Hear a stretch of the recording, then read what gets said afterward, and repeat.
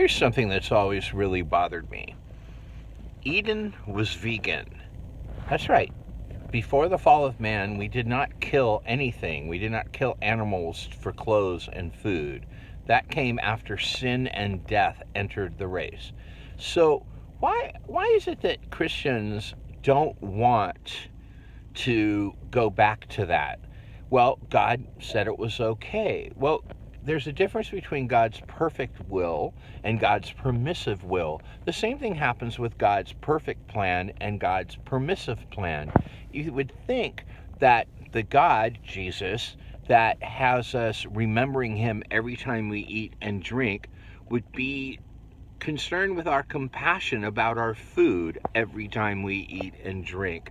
I have found being a vegan, or doing my best to be a vegan, because it is a hard process, has made me a more compassionate man of God. I care more about every living creature, but I also respect the life of those things I don't understand. But Paisley, the animal sacrifices, that came from God, and a lot of innocent animals died for nothing. No, that was to teach the Hebrews about the futility of cleaning up their own sin. And by then, animals were a commodity, so it cost them something. So, again, why do we eat dead animals that have been tortured in animal concentration camps?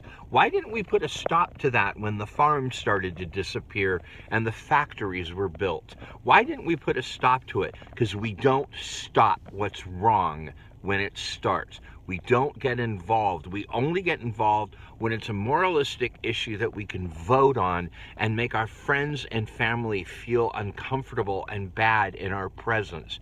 But when it's really something we can do, we don't do it because burgers and chicken and fish and cheese taste good. So we don't care who suffers, so we can have nummy yummies in our mouth. Because that is the Christian way, because we back it up with scripture that has nothing to do with what I'm talking about, but we back it up with scripture. We say, God said eat, and if anyone like Paisley tells you you can't, he's not of God, he's a false prophet, and na. I'm telling you to have a conscience. I'm telling you to take responsibility for what you stick in your mouth and what happened to it before it got there. You tell me that's not in the Bible, because I swear Jesus said something about the sparrows and God knows every little creature on the planet. Read the Bible. It even says that what Jesus did on the cross would bring all things to him, not just human, everything. Every single thing that God wanted in his hand belongs to him now, and we're killing it in animal concentration camps. Think about what we're doing.